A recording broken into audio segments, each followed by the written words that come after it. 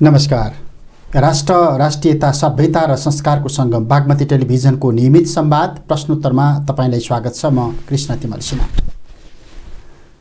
हामीले जनसरोकारका विषयमा बहस नगरेको लामो समय भयो। राजनीतिक बहसमा हामी धेरै समय अल्झ्यौँ। राजनीतिक पार्टीको महाधिवेशन श्रृङ्खला, पछिल्लो समयमा सर्वोच्च अदालतभित्र देखिएको तमासा, एमसीसीका सन्दर्भमा विभाजित भएको नेपालको राजनीतिक प्रणालीका विषयमा हामीले धेरै बहस गऱ्यौँ र हामीले जनसरोकारको बहस नगर्दै गर्दा प्रतिनिधि सभाको बैठक पनि चलिराखेको छ। तर बैठक राजनीतिक पार्टीहरूको भत्ता पचाउने अखडाका रूपमा रूपान्तरित भएको छ। राजनीतिक पार्टीहरू छातीमा म जनप्रतिनिधि हुँ भन्ने लोगो टाँसेर हरेक दिन संसदको बैठक चल्दै गर्दा जान्छन्, नारा लगाउँछन्, हाजिर गर्छन्, भत्ता पकाउँछन् अनि फर्कन्छन्।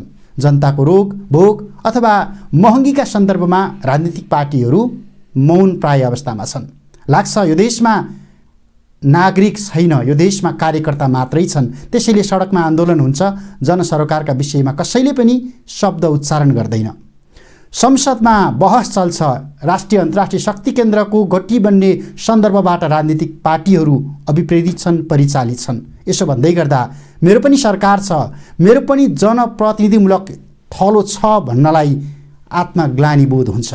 तथापि आज हामी जनसरोकारको विषयमा बहस गर्दैछौँ, उपभोक्ता अधिकारको सन्दर्भमा बहस गर्दैछौँ र नेपाल आयल निगमले नागरिकको ढाड सेक्ने ढङ्गबाट पछिल्लो समयमा जुन ढङ्गको रवैया देखाइराखेको छ, नेपालको इन्धन बजारमा एकलौटी व्यापार गर्दै आएको नेपाल आयल निगमको ज्यादतीको विषयमा बहस गर्छौँ। उपभोक्ताले बजारमा भोग्नु परिराखेको समस्याका विषयमा बहस गर्छौँ। संवादका लागि अधिवक्ता उपभोक्ता अधिकार कर्मी जगन्नाथ मिश्र हुनुहुन्छ। स्वागत छ यहाँलाई। धन्यवाद। नमस्ते।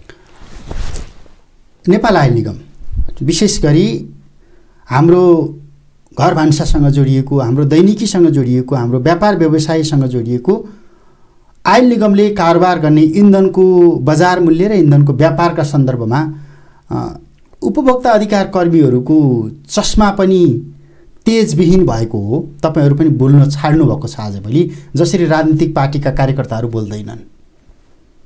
तेल, पेट्रोलियम पदार्थ वास्तवमा भन्ने हो भने चुलोसँग सम्बन्धित कुरा त रह्यो नै, आम जनजीवनसँग सम्बन्धित कुरा पनि रह्यो। त्यति हुँदाहुँदै राज्यको, मैले त के भन्छु भने पेट्रोलियम पदार्थ नेपालको सन्दर्भमा भन्ने हो भने राज्य सञ्चालनको रक्त सञ्चारै हो। यसमा कतै घटी बढी भयो भने राज्य सञ्चालन मूल्यमा, आपूर्तिमा, सबै कुरामा चाहिँ फरक पर्न जान्छ, अर्थात् विचलन हलचल मचिन्छ। यसको मूल्यमा उतार चढाव हुने बित्तिकै यातायातमा, यसको यातायातको मूल्यमा, भाडामा चाहिँ फरक पर्छ। त्यो भएकोले गर्दा त्यसको मूल्यमा, मालवस्तुहरूको सेवाको पनि मूल्यमा विचलन हुने गरेको छ। अब जहाँसम्म रह्यो नेपालमा पेट्रोलियम पदार्थ भन्नाले ग्यास, पेट्रोल, डिजेल र हवाई इन्धन। अहिले यति बुझौँ र मट्टितेल पनि पर्छ। मट्टितेलको कम खपत भएकोले गर्दा त्यति अहिले गणना हुँदैन, हामी त्यति चर्चा परिचर्चा हुँदैन। र यसको आयात गर्ने र बिक्री वितरण गर्ने एकाधिकार आयल निगमसँग मात्रै छ। आयल निगम भनेको कस्तो संस्था हो त भन्दा नेपाल सरकारको पूर्ण स्वामित्व भएको संस्था हो। यस हिसाबले गर्दाखेरि हामीले आयल निगमलाई सरकारी स्वामित्व भएको सरकारी संस्थान भनेर हामीले चिन्ने गर्छौँ र हो पनि, यथार्थ पनि त्यही हो। र उसले के गर्छ त भन्दाखेरि पेट्रोलियम डिलरहरू, पेट्रोलका पम्पहरू मार्फत, उनीहरूको एसोसिएसन छ, पेट्रोलियम डिलर एसोसिएसन भन्ने छ, त्यो मार्फत बिक्री वितरण गर्छ र उसलाई कमिसन सर्टेन 3 रुपियाँ कमिसन भनेर तोकिएको छ।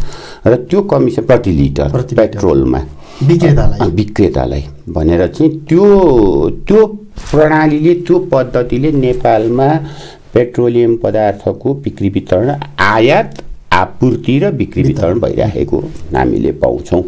तर यहाँ तपाईको प्रश्नको एकटुक जवाफ दिँदाखेरि नेपालमा के छ त भन्दा सरकारी स्वामित्वको संस्थान छ, आयात गर्छ, सप्लाई आपूर्ति पनि गर्छ, बिक्री गर्छ, तर ढुवानी गर्नको लागि एउटा पनि पेट्रोल पम्प ट्याङ्कर छैन, राख्दैन, एउटा पनि छैन है।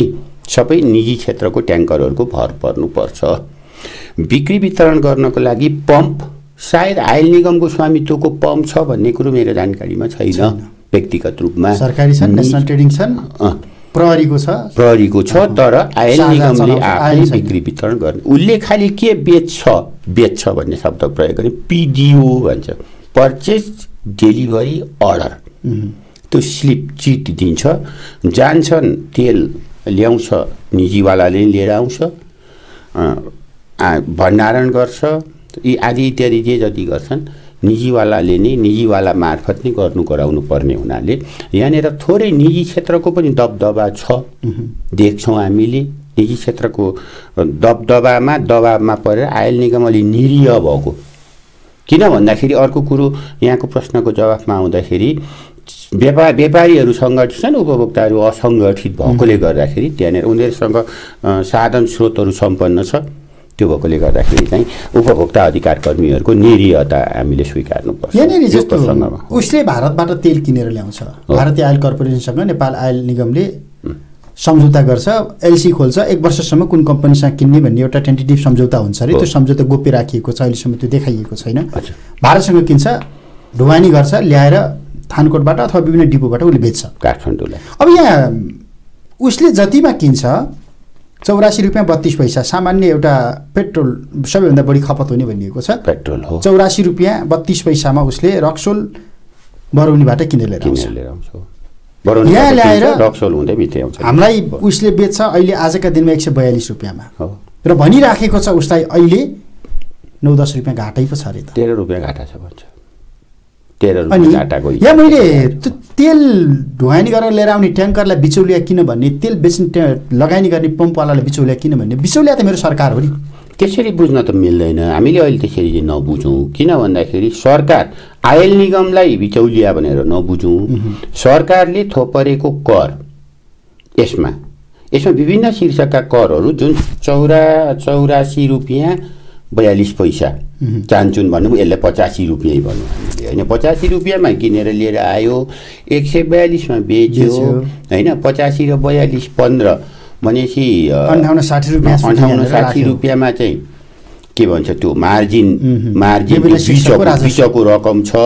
त्यो रकम कुन शीर्षकमा जान्छ त भन्दाखेरि भन्सार लिन्छ नेपाल सरकारले, अन्तशुल्क लिन्छ नेपाल सरकारले, मूल्यवृद्धि कर लिन्छ नेपाल सरकारले, सडक सुधार दस्तुर लिन्छ नेपाल सरकारले, अर्को कुनै एउटा हाइड्रो पावर चाहिँ बिजुली उत्पादन कम्पनीको लागि भनेर चाहिँ त्यो 10 रुपियाँ चाहिँ त्यहाँनिर असुल गरिराखेको छ र अरू विभिन्न शीर्षकमा नेपाल सरकारले कर दस्तुर उठाइराखेको छ। नम्बर 1।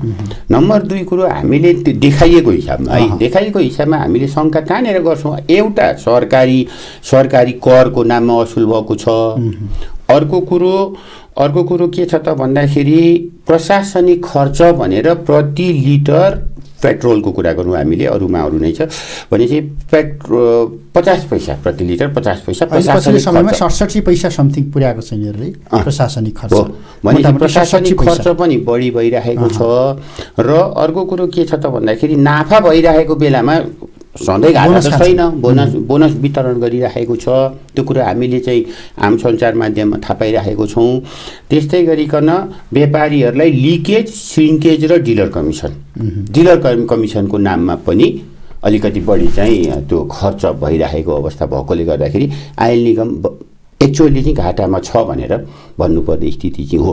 अब त्यसको लागि यहाँले प्रसङ्ग उठाउनु भयो, सम्झौता छ नेपालको सरकार आयल निगम र भारतको आयल निगमसँग एउटा सम्झौता छ। त्यो गोप्य राख्ने सम्झौता भनेर चाहिँ त्यो सार्वजनिक गरिएको छैन। यो प्रति वर्ष कन्डिसनल त्यो सामान्य दफाहरू परिवर्तन होला, तर त्यो मूल एग्रिमेन्ट परिवर्तन भएको छैन, हुँदैन, आजसम्म भएको छैन जानकारीमा आएसम्म। र त्यो सम्झौतामा के छ त भन्दाखेरि नेपालको आयल निगमले भारतभन्दा अन्यत्रबाट इन्धन ल्याउन पाउँदैन। त्यो भएकोले गर्दा अर्को कुरो के छ त भन्दा नेपालमा जुन पेट्रोलियम किन भारतको पनि त आफ्नो उत्पादन होइन त्यो, उसले पनि त्यही करको दोहोरो मार्छ है यसमा। एउटा भारतले पनि कर तिरेर लिएर आएको छ, विश्व बजारबाट कच्चा तेल ल्याउँछ, कर तिरेर लिएर आउँछ, अनि त्यो उसले आफूले रिफाइन गरेर यता सप्लाई गर्दा त्यहाँ कर भएकोले गर्दाखेरि दोहोरो करको समस्या पनि नेपालमा छ। हामीले कानुनले चाहिँ के भन्छ, जस्तो मैले 10 रुपियाँमा किनेको सामान कति मार्जिन राखेर कतिमा बेच्नु पाउने भनेर एउटा कानुन आकर्षित हुन्छ भनेर बेला बखत सरकारका मन्त्रीहरूले परेड गरेको पनि देखिन्छ। यो पेट्रोलियम पदार्थ चाहिँ त्यो कानुनसँग आकर्षित नहुने हो। हुनुपर्छ। यहाँनिर नाफा लिन पाइन्न। कानुनले के भन्छ, उपभोक्ता कानुन छ हाम्रो, सिधा हेर्ने नाफाको परिभाषा गर्नको लागि उपभोक्ता चाहिँ संरक्षण ऐन छ, बजार प्रतिस्पर्धा कम्पिटिसन कानुन छ, प्रतिस्पर्धा प्रवर्धन तथा बजार संरक्षण ऐन छ, त्यस्तै कालो बजारी ऐन। यी तीनटै कानुनले 20% भन्दा बढी मुनाफा राख्न पाइँदैन, खान पाइँदैन भनेर चाहिँ के भन्छ स्पष्ट रूपमा लेखिएको छ। अब यो मुनाफा चाहिँ रक्सलबाट लागू हुने हो कि काठमाडौँबाट लागू हुने हो? यहाँ विवादै यही छ। सामान्य अरूमा पनि हामी उपभोक्ता कर्मी के भनिरहेका छौँ भन्दा उत्पादन स्थलदेखि उपभोक्तासम्म पुग्दाखेरिको मुनाफा 20% भन्दा बढी हुनु हुँदैन भनेर हामी भन्छौँ। हामीले भनिरहेको भारतमा जति किन्यो उसले के भन्छ, प्रति ट्रान्जेक्सन 20% भन्दा बढी हामीले नाफा खाएको छैन भनेर व्यापारीहरूले चाहिँ बोलिरहेको छ र यसको स्पष्ट परिभाषा सरकारले गर्न सकेको छैन। प्रति जस्तो यहाँनिर त लेयर छ नि त, उत्पादक छ, स्टकिस्ट छ, डिलर छ, होलसेलर छ, रिटेलर छ। सामान्य हिसाबले हेर्दा अरू वस्तुको पनि कुरा गर्दा भने उत्पादकबाट डिस्ट्रिब्युटर डिलरसम्म पुग्दाखेरि प्रति कारोबार 20% भन्दा बढी हुनुहुन्न भनेर उहाँहरूले बुझ्नु भएको छ व्यापारी व्यवसायीहरूले। तर हामी आम सर्वसाधारणको मान्यता धारणा के छ त भन्दाखेरि उत्पादन स्थलबाट उपभोक्तासम्म पुग्दाखेरिको 20% भन्दा बढी हुनुहुन्न मूल्य भन्ने हामीले बुझेको छौँ। सरकारले क्लियरेन्स गरेको छैन। त्यसको मतलब अरू माल वस्तुमा हेर्दाखेरि पनि नेपाल सरकारले मूल्य निर्धारण नीति बनाइदिएको छैन। समस्या त्यो भयो। हामी अहिले प्रसङ्ग पेट्रोलियम पदार्थको कुरा गरिरहेको हुनाले यहाँनिर सरकारले कर पो लिएको हो त, मूल्य वृद्धि त गरेको होइन नि भनेर त्यो परिभाषा गरेर अहिले आयल निगम उम्किरहेको छ र त्यसैको आधारमा आयल निगम घाटामा छ भनेर यो रोइलो मचाइरहेको अवस्था चाहिँ यथार्थ त्यो हो। र 84मा 85मा किनेर 142मा बेच्दा पनि 13 रुपियाँ घाटा छ, 12-13 रुपियाँ घाटा छ भनेर यो चाहिँ सामान्य अवस्थामा अथवा राज्यको कोषको ढुकुटीको कुरा गर्दाखेरि यो चाहिँ के भनेर सरकारी कर्मचारीहरू अनलाइनमा भन्दैन, औपचारिक रूपले भन्दैन, अनौपचारिक भेटेर कुराकानी गर्दाखेरि कर्मचारीले तलब खुवाउने पैसा हामीले त्यहाँबाट उठाइरहेको छौँ। हाम्रो अरू स्रोत छैन। आयल निगमबाट पेट्रोलको मतलब पेट्रोलियम पदार्थमा लगाएको करको रकमले नि हामीले चाहिँ अब आयल निगम सरकारी संस्थान, सरकारको जागिर खाइराखेको छ उसले। सरकार भन्छ मेरो लगानी भएको संस्थान भन्छ। आयल निगम उपभोक्तासँग पैसा उठाएर तलब खुवाएको देखाइराखेको छ अनि सरकार त्यही संस्थानबाट कर उठाएर राजस्व उठाएर राज्य चलाउन खोजिरहेको छ। अब यो व्यापारमा निजी क्षेत्रले प्रवेश किन नपाउने? कानुनी रूपमा के अडचन छ? यस्तो हो, यातायात निजी क्षेत्रलाई मेरो व्यक्तिगत मान्यता हो। मैले दुईटा कुरामा अब्जेक्सन गरिराखेँ व्यक्तिगत ढङ्गले। जस्तै जसले अनुसन्धान गर्छ, कुनै अपराधको जसले अनुसन्धान गर्छ त्यसलाई नै दण्ड गर्ने अथवा सजाय निर्धारण गर्ने अधिकार दिनु हुँदैन भन्ने मेरो मान्यता हो। त्यसो गर्यो भने त्यो अनुसन्धानकर्ता के हुन्छ भन्दा भ्रष्टाचारी हुन्छ, भ्रष्ट हुन्छ। वाणिज्य विभाग उपभोक्ता संरक्षण ऐनमा के भनेर आए त भन्दाखेरि 3 लाख रुपियाँसम्म जरिवाना गर्न सक्ने अधिकार वाणिज्य विभागको अधिकृतलाई दियो, बजार निरीक्षण अधिकृतलाई दियो। त्यसको मैले गौर विरोध गरेको थिएँ। त्यस्तै गरिकन त्यो पास भएर आयो, लागू हुने बेलामा त्यहाँ भ्रष्टाचारको गन्ध व्यापक आइरहेको छ, व्यापक आएको छ, बजारमा आएको छ। अब त्यसलाई अनुसन्धानकर्ता निकायहरूले अनुसन्धान गर्ला। त्यसै गरिकन पेट्रोलियम पदार्थ पनि निजी क्षेत्रलाई दिनु हुँदैन। आयल निगम सुधार गर्नु पर्यो।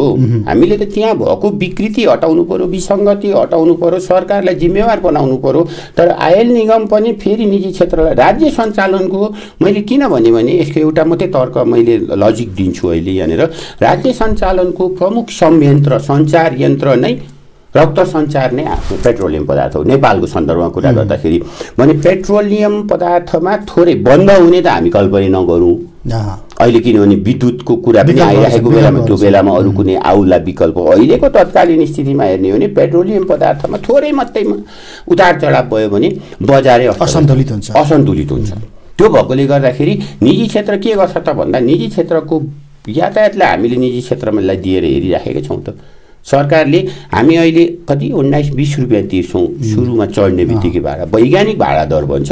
म पुष्टि गरेर देखाइदिन्छु अरू कुनै कार्यक्रममा हामी गरौँला।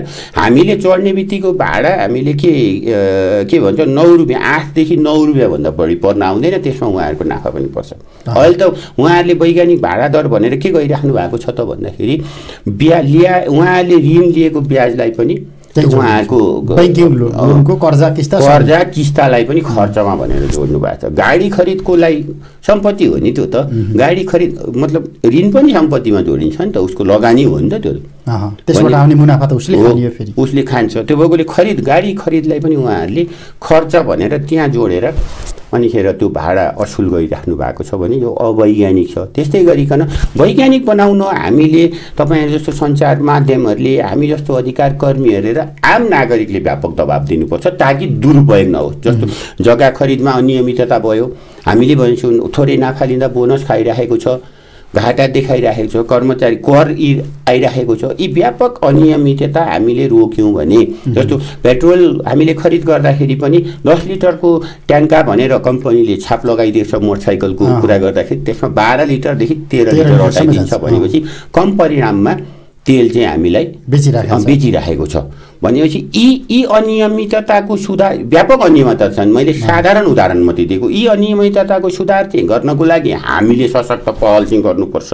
तर आयल निगम अथवा पेट्रोल चाहिँ आयल निगमले गर्ने काम कारबाही अर्थात् पेट्रोलियम पदार्थको आयात, आपूर्ति, भण्डारण र बिक्री वितरणको सम्पूर्ण जिम्मा चाहिँ निजी क्षेत्रलाई दियो भने राज्य अराजकता हुन्छ, दण्डहीनताले प्रश्रय पाउँछ। निजी क्षेत्रले अन्तर्राष्ट्रिय बजारबाट प्रतिस्पर्धी अरू मुलुकहरूबाट प्रतिस्पर्धी बजारबाट योभन्दा सस्तोमा ल्याएर बेच्न पनि त सक्छ। नेपाल आयल निगमले मूल्य निर्धारण गरिदिने मात्रै हो। यसमा सरकारले नै जिम्मेवारी लिनुपर्छ, सरकारले तदारुकता गर्नुपर्छ। मुख्य समस्याको चुरो भनेको के छ त यहाँनिर भन्दाखेरि कानुन छैन।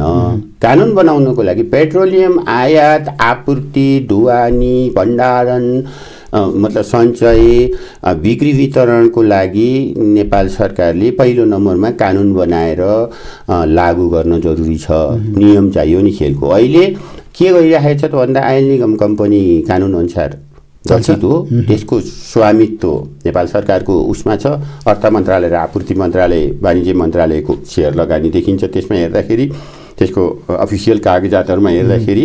र त्यसमा के छ त भन्दाखेरि सञ्चालक समितिहरू सबै चाहिँ नेपाल सरकारको पदेन व्यक्तिहरूबाट सचिव अध्यक्ष हुने, वाणिज्य विभागको महानिर्देशक सदस्य हुने, आयल निगमको जिएम सदस्य हुने, यो खालको संरचना छ। त्यो भएकोले गर्दाखेरि उसको कारोबार चाहिँ, उसको व्यापार चाहिँ त्यो कानुनले कन्ट्रोल गर्दैन। कानुनले कन्ट्रोल गरेन, त्यो कानुनले कन्ट्रोल गर्दैन। अब अहिले यसो हेर्दाखेरि विस्फोटक पदार्थ हो नि, अत्याधिक प्रज्वलनशील पदार्थ हो है। त्यो गर्दाखेरि अहिले विस्फोटक कानुनले पनि केही संवेदना चाहिँ खोजेको जस्तो देखिन्छ, तर अप्लाई त्यो लागू भएको, कार्यान्वयन भएको अथवा त्यतातिर आम उसको ध्यान चासो गएको देखिन्न। मैले छुट्टै पेट्रोलियम पदार्थको आयात भण्डारण सम्बन्धी अथवा केही नाम दिएर त्यो चाहिँ एउटा कानुनको जरुरी छ। नम्बर 1 त्यो कानुन बनाउन तदारुकता देखाएको छैन सरकार। यो जस्तो मैले तपाईँलाई निजी क्षेत्रले ल्याउनु खोज्छु है, जस्तो सरकारले तिरेको अन्तशुल्क पनि तिर्छु, भन्सार पनि तिर्छु, भ्याट पनि तिर्छु, पूर्वाधार विकास कर पनि म तिर्छु, प्रदूषण कर पनि म तिर्छु। हजुर, त्योभन्दा बाहेक निजी क्षेत्रले ल्याउँदा कर्मचारी व्यवस्थापनको खर्च कम हुनसक्छ। बीचमा ल्याउँदै गर्दा ढुवानी बापत लाग्ने जुन खर्च भनेर यहाँ राखिएको छ 5 रुपियाँ 11 पैसा काठमाडौँसम्मको ढुवानी खर्च प्रति लिटर, यो मैले कम गर्न सक्छु। कर्मचारीको लागि भनेर छुट्याउने पैसा मैले कम गर्न सक्छु, प्रशासनिक खर्च म घटाउन सक्छु हैन। यी सबै गर्दाखेरि मैले उपभोक्तालाई 2 रुपियाँ सस्तोमा पेट्रोल दिन सक्छु नि, म किन व्यापार गर्न नपाउने? त्यो व्यापार त अहिले पनि गरिराख्नु भएको छ। तपाईँ प्राइभेट सेक्टरले व्यापार अहिले पनि गरिराख्नु छ। तपाईँले भारतीय बजारबाट सिधै इन्धन त किनेर ल्याउन पाउँदिन। तपाईँको नाममा लिएर आउनु भएको छैन, तपाईँ भनेको निजी क्षेत्रको नाममा आएको छैन। नाममा ल्याउने अहिले सबै काम निजी क्षेत्रले नै गरेको छ, नाम मात्रै आयल निगमको छ। एउटा पर्चेज डेलिभरी अर्डर चाहिँ आयल निगमले इस्यु गरेको हुनाले उसले अपनत्व ग्रहण गर्छ, त्यही बापत उसले करहरू लिइराखेको, भन्सार कर, विभिन्न दस्तुरहरू लिइराखेको छ। तर निजी क्षेत्रलाई हामीले मात्रै होइन, विश्व बजारमा हेर्ने हो भने पनि तेलको पेट्रोलियम पदार्थको मुख्य हिस्सा मुख्य जिम्मेवारी सरकारले नि लिएको छ, राज्य संयन्त्रले नि लिएको छ। त्यसमा त हामीले कुनै पनि तर्क गर्न अथवा त्यो शङ्का गर्न जरुरी मैले ठान्दिनँ। र अर्को कुरो, हामीले निजी क्षेत्रलाई नेपालको सन्दर्भमा बजार अलि बेइमान छ। निजी क्षेत्रलाई तत्कालै विश्वास गरिहाल्नुहुन्न। हामीका विभिन्न घटना परिघटनाहरूले अरू क्षेत्रको घटना परिघटनाहरूले देखाएको छ। हामीले जस्तै तेलकै कुरा गरौँ न, तेल अथवा ग्यासको कुरा गरौँ, विभिन्न ग्यासवालाहरूको सङ्घ बेग्लै छ, ग्यास बोटलिङ गर्नेको उदाहरणको लागि बेग्लै छ, ट्याङ्करवाला ग्यास ढुवानी गर्ने ट्याङ्करवालाको त्यो बुलेटवालाको छुट्टै छ, विक्रेताहरूको छुट्टै छ, साना विक्रेताहरूको छुट्टै छ, विभिन्न सङ्गठनहरू बलियो भएर बसेको छन्। अब उहाँहरूले कानुनले के भन्छ भने पेट्रोलियम पदार्थ हो भनेपछि ग्यास समेत, डिजेल, मट्टीतेल, पेट्रोल, ग्यास यिनीहरू अत्यावश्यक सेवा हो भन्छ। सेवा, वस्तु र सेवा अलग हो। अत्यावश्यक सेवामा सूचीकरण व्यापार होइन, सेवा हो नम्बर 1। त्यसमा बन्द हडताल गर्न पाइँदैन। कानुनले म एउटा अधिकार कर्मीको हिसाबले के भने बजार स्वतन्त्र हुनुपर्छ, बजारले नै आफ्नो मूल्य निर्धारण गर्नुपर्छ भन्ने अर्थशास्त्रको सिद्धान्त नेपालमा लागू गरेको छ। यो खुला अर्थतन्त्रको सिद्धान्त हो। हुन त म अर्थशास्त्रको विद्यार्थी होइन, तर त्यति हुँदाहुँदै पनि कतिपय सिद्धान्त यस्तो छ, अत्यावश्यक सेवा र अत्यावश्यक वस्तुहरू चाहिँ राज्य नियन्त्रित हुनुपर्छ। त्यो राज्यले नै, सरकारले नै त्यसको चाहिँ नियन्त्रण गर्नुपर्छ, नियमन गर्नुपर्छ, मूल्य समेत नियन्त्रण नियमन गर्नुपर्छ भन्ने सिद्धान्त यो अन्तर्राष्ट्रिय रूपमा अभ्यासमा भएको कुरो हो। त्यही भएकोले पेट्रोलियम पदार्थलाई अत्यावश्यक सेवाको कोटीमा वर्गीकरण गरेको छ। अत्यावश्यक सेवामा के छ? बन्द हडताल गर्न पाइँदैन, आपूर्ति अवरोध गर्न पाइँदैन, मूल्य विचलन गर्न पाइँदैन, अनुचित सञ्चय गर्न पाइँदैन, विभिन्न शर्तहरू छन् त्यसमा। यो कुरो व्यापारी व्यवसायले थाहा नभएको कुरो हो। गर्दा त तपाईँको अत्यावश्यक सेवा अस्पतालतिर पनि जाला, अस्पताल अन्त पनि जान्छ। मैले अहिले यसैमा अब माग राखिदिन्छ कुनै चाहिँ डिलरवालाले अथवा ड्राइभरवालाले अथवा कसैले माग राख्छ, बन्द गरिदिन्छ। बन्द गर्नु नि सिधै अपराध हो भन्छ कानुनले। सिधै अपराध, त्यसलाई दण्डित गर्नु। जसरी चोरी हुन्छ, डकैती हुन्छ, त्यस्तै खालको फौजदारी अपराध हो त्यो। सरकारवादी हुने, सरकारले अनुसन्धान गर्ने फौजदारी अपराध हो। अपराध घटिसकेपछि त दण्डित गर्नु पर्यो नि सरकारले। त घटिसकेपछि या घट्दैछ भन्ने थाहा पाइसकेपछि त्यो घट्न दिनको लागि चाहिँ उसले उपाय अपनाउनु पर्यो नि। तर यहाँ त के गरिराखेको छ भन्दा वार्ता गरेर सहमति गरेर लेनदेन गरेर, लेनदेन भन्ने त्यही रकमै लेनदेन भन्ने मैले गरिनँ। तिमी यो शर्त मान, म यो शर्त मान्छु, तिमीलाई 2 रुपियाँ बढी दिउँला। अब त्यो पनि त लेनदेन हो नि। तिमीलाई बढाइदिन्छु ल भनेपछि त्यो सरकारले त्यहाँ तत्कालै ह्यान्ड क्यास नदिए पनि पब्लिकबाट उठाउने अथोरिटी त पायो नि त उसले त्यो। अनि त्योबाट भइराखेकोले गर्दा अब अहिले नै सरकार नियन्त्रित हुँदा त यस्तो छ भने निजी क्षेत्रलाई हामीले 100% हस्तान्तरण गरिदिउँ अथवा केही प्रतिशत हस्तान्तरण गरिदिउँ भने त अराजक हुन्छ नै। बजार सरकारले त नियन्त्रण त गर्न सक्छ नि त। नियन्त्रण गर्न आफ्नै स्वामित्वमा हुँदा त नियन्त्रण गर्न सकेको छैन भने आफ्नै स्वामित्वमा छ नि अहिले अस्पताल अथवा निजी शैक्षिक संस्था जस्तो अराजक बन्छ। सो त भन्छ। निजी अस्पतालमा हेरेको छौँ, सही उदाहरण दिनुभयो, निजी शैक्षिक संस्था। त्योभन्दा पनि अझ संवेदनशील विषय यो त विस्फोटक पदार्थ हो। विस्फोटक पदार्थ पनि त हो नि त पेट्रोलियम पदार्थ त। त्यो भएकोले गर्दाखेरि यसमा निजी अस्पताल र चाहिँ शैक्षिक संस्थाहरूभन्दा अझ संवेदनशील हुन जरुरी छ यो पेट्रोलियम पदार्थमा। त्यो भएकोले गर्दाखेरि निजी क्षेत्रलाई त यसलाई हामीले उनी गर्न के भन्छ सोच्न, कल्पना गर्न पनि हुँदैन भन्छु म। अब यो नेपाल सरकारले केही न केही त त्याग गर्न सक्ने ठाउँहरू होला नि त। जस्तो हामीले विगतमा अम्लेखगञ्जसम्म पाइपको लाइन ल्याएका छौँ। अहिले त्यहाँसम्म आयो भने ढुवानी सस्तो हुन्छ भनेर पूर्वाधार भारतले बनाइदियो। अम्लेखगञ्जमा त पाइपमै तेल झर्छ। तर यहाँनिर आजका दिनमा रक्सोलदेखि काठमाडौँसम्मको ढुवानी खर्च भनेर 5 रुपियाँ 11 पैसा लगाइएको छ। विगतमा पनि यही थियो। भनेपछि रक्सोलसम्म पाइपमा ल्याएको, रक्सोलबाट पाइपमा लिएर आएको अम्लेखगञ्जसम्मको हिसाब छैन कि। त्यो बिचको ढुवानी खर्च फेरि नेपाल सरकारले लुट्यो। यहाँनिर हो राज्यले यो लुट्ने प्रवृत्तिबाट केही न केही राहत दिन सक्ने ठाउँहरू अरू पनि होला नि। त्यसको लागि आयल निगमको जुन सरकार आउँछ सुरुमा अलिकति पपुलिस्ट कुरा, जनप्रिय लोकप्रिय कुरा गर्छ, गर्न पनि खोज्छ होला सायद। उसको मनमा पनि होला म केही गर्छु, म सरकारमा आएको छु भन्ने चाहिँ उसको सोच हुन्छ होला। तर ऊ बिस्तारै गल्दै भनेपछि निजी क्षेत्र अर्थात् कोही त्यो अदृश्य तत्त्वको दबावमा पर्ला, प्रभावमा पर्छ या कुनै खेलखण्डमा पर्छ। त्यो भएकोले गर्दाखेरि त्यो सरकारको त्यो जुन इच्छा शक्ति छ त्यो सेलाउँदै गएको देखेको छु। विभिन्न मन्त्रीहरू आउँदाखेरिको सुरुको उत्साह र पछिको त्यो पछि अलि मोटाउँदै अलि भुँडी पनि अलि प्रतिबद्धता ओइलाने गएको मेरो आफ्नै अनुभव मेरो आफ्नो आँखाले देखेको छ। त्यो भएकोले गर्दाखेरि व्यापक अनियमितता छ। मैले भनिसकेँ। यहाँले ढुवानी भाडाको कुरा गर्नुभयो। ढुवानी भाडाको मात्रै कुरा होइन, यहाँले भनेको कुरालाई मैले 100% समर्थन गर्दै थप के भन्छु भन्दाखेरि चुहावटको नाममा प्राविधिक नोक्सानी उडेर जाने वस्तु भएकोले गर्दा त्यो श्रिङ्केज भन्छ त्यसको नाममा भएका अनियमितता। त्यस्तै गरिकन मूल्य 3 रुपियाँ भनेर त लिखित रूपमा त्यहाँ देखियो, तर लिने बेलामा कम परिणाममा नापतोलमा ठगी भनौँ त्यसलाई, तौलमा जोखाइमा अर्थात् मेजरमेन्टमा ठगी गरेर पनि त कमाइराखेको छ नि त, बढी असुली भइरहेको कुरामा यो नियन्त्रण गर्नको लागि त चाहिँ जरुरी छ। र विभिन्न अध्ययन, नयाँ सरकार आउँछ अध्ययन समिति बनाउँछ, कहिले सांसद लेभलको बनाउँछ, कोही अर्थविज्ञ, कोही चार्टर्ड एकाउन्टेन्टहरूको चाहिँ जसले त्यहाँ क्षेत्र बुझेको छन् तिनीहरूकै उसमा संयोजकत्वमा अथवा समिति बनाएर चाहिँ अध्ययन प्रतिवेदन पनि लिन्छ। तर त्यो गर्नको लागि 3-4 महिना समय लाग्छ, उसले प्रतिवेदन दिन्छ, तर सरकारले के गर्छ त्यो प्रतिवेदन थन्क्याएर राखिदिन्छ। भनेपछि यो 62-63 पछि नै जुन गणतन्त्र आयो त्योभन्दा पछि नि मेरो ख्यालमा मैले ठ्याक्कै एकिन सङ्ख्या भनिनँ 12-13वटा त सरकारले अध्ययन समिति नै बनाएर त्यो समितिहरूले अध्ययन प्रतिवेदन नै दिएको छ। तर कतिपय अध्ययन प्रतिवेदनहरू के छ त, अर्थात् सुधारको लागि अध्ययन प्रतिवेदन त्यो सरकारले सार्वजनिक केही अध्ययन प्रतिवेदन सार्वजनिक गरेको छ, तर कतिपय त सार्वजनिक नगरिकन गोप्य राखेर त्यो थन्क्याइराखेको पनि हामीले देखेको। सुधार्न चाहँदैन। त्यसको मतलब के छ त भन्दा त यहाँले भन्नुभयो निजी क्षेत्रको पेट्रोलियम पदार्थमा जसले कारोबार गरिराखेको छ तिनीहरूको निजी क्षेत्रको व्यापक दबावमा अहिले नै सरकार परिराखेको छ। त्यसलाई छुटाउनको लागि अथवा छुटकारा दिलाउनको लागि अम्लेखगञ्ज उही पुग्छ, रक्सोल उही ट्याङ्कर लिएर पुग्छ, काठमाडौँका पम्पहरू अथवा देशैभरिको पम्प उसैको छ भनेपछि दबाव हुनु त स्वाभाविक भइहाल्यो। त्यो दबाब झेल्न सक्दैन रहेछ सरकारले।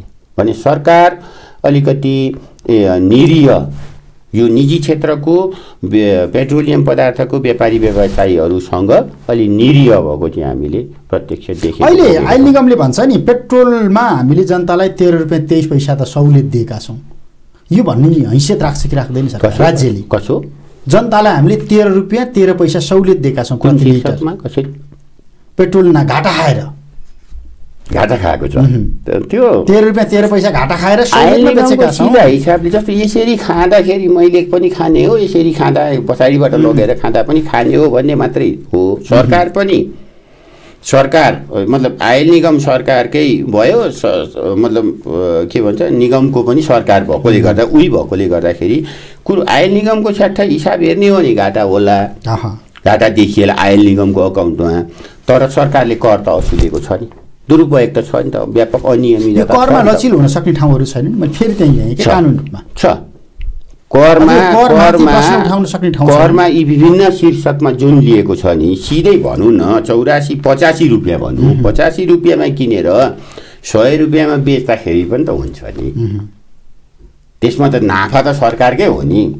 तर नाफा घाटा पनि लेखाजोखा गर्ने, दोहोरो कर प्रणालीको मापदण्ड पनि अपनाउने, मूल्यवृद्धि कर पनि लिने, अन्तःशुल्क पनि लिने, भन्सार पनि लिने, सडक सुधार दस्तुर पनि लिने, यी विभिन्न शीर्षकमा करको नाममा कर थोपरिदिँदा र राज्य सरकारले सिधै प्रत्यक्ष आम्दानी गर्नु, त्यसको मतलब के त भन्दाखेरि सरकारी ढुकुटीमा प्रत्यक्ष आम्दानी खोज्ने हुनाले यो मतलब यो हिसाबमा गोलमाल भएको।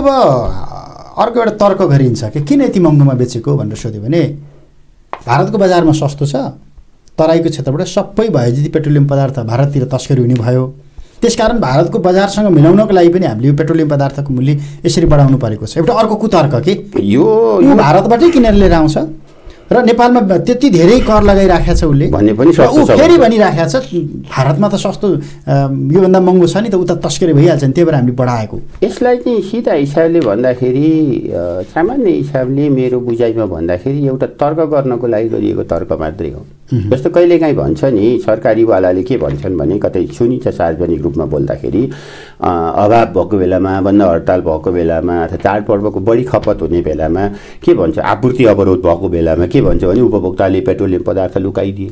त्यसलाई मैले भन्छु सिधै कुतर्क हो त्यो। एक ट्याङ्का हाल्ला होइन, दुई ट्याङ्का त एउटा ट्याङ्का भएकोले दुई ट्याङ्का हाल्दैन, घरमा लगेर ग्यालिनमा पेट्रोलियम पदार्थ त 7 दिन चल्थ्यो भने 14 दिनको लागि ब्याकअप होला त्यति हो होइन, अर्थात् फुल ट्याङ्का गर्ला भनौँ न होइन। त्यो भएकोले गर्दा घरमा लगेर विस्फोटक पदार्थ हो त्यो त जनतालाई पनि थाहा छ नि, घरमा भण्डारण गरेर राख्नु हुँदैन, असुरक्षित हुन्छ भन्ने कुरो त छ। त्यो भएकोले गर्दाखेरि त्यस्ता तर्क ती तर्कहरूलाई आधिकारिक अर्थात् विश्वसनीय तर्क मान्न मिल्दैन, तत्काल उम्किन लागि गरिने तर्कहरू हुन्।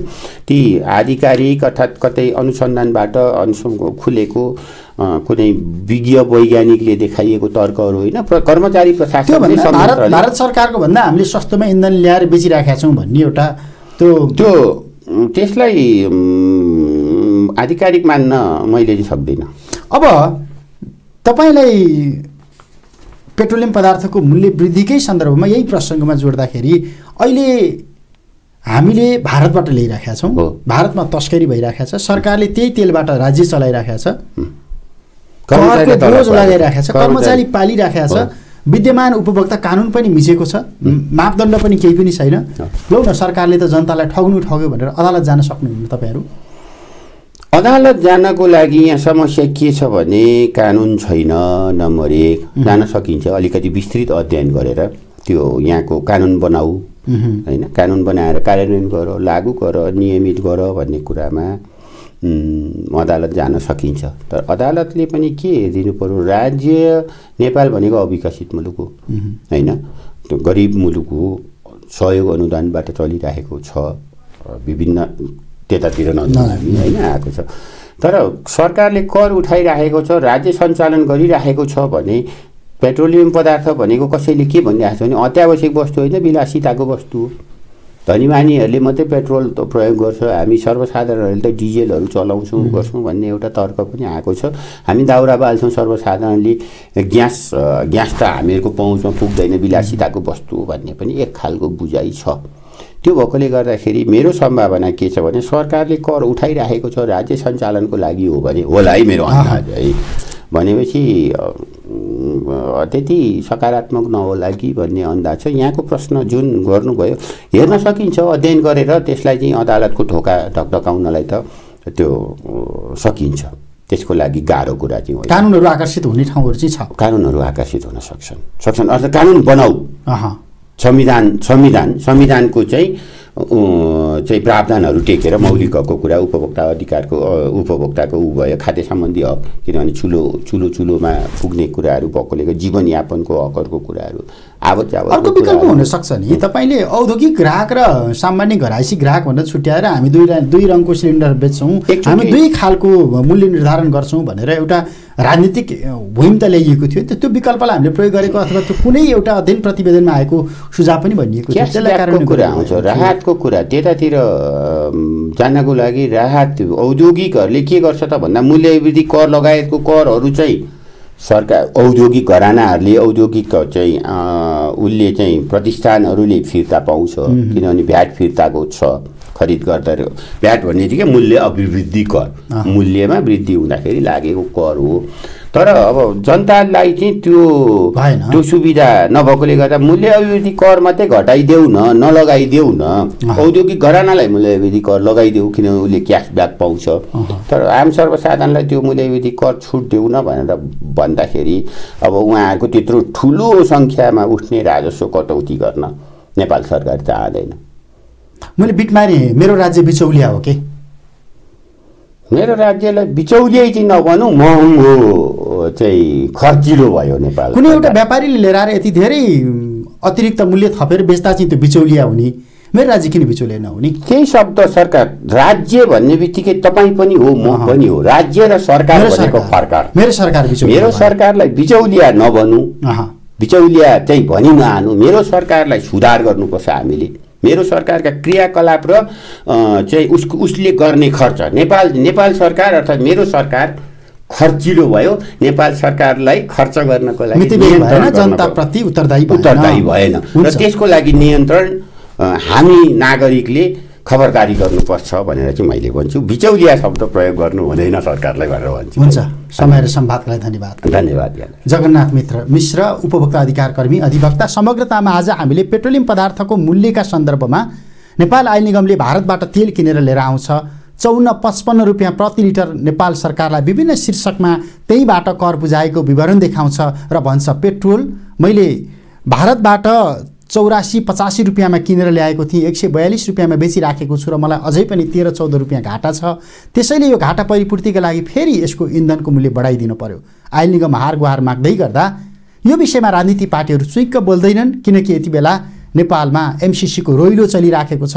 जनताको चुलो चौकोसँग जोडिएका यी कुनै पनि प्रश्नमा राजनीतिक नेतृत्व सुन्न तयार छैन। त्यसैले आम जनता यति बेला महँगीको मारमा परेका छन् र त्यही सन्दर्भमा उपभोक्ताको कोणबाट आजको यो कार्यक्रममा हामीले संवाद गऱ्यौँ। समय र संवादका लागि जगन्नाथ मिश्रलाई फेरि पनि धन्यवाद दिन्छु। बागमती टेलिभिजन हेर्दै रहनुहोला।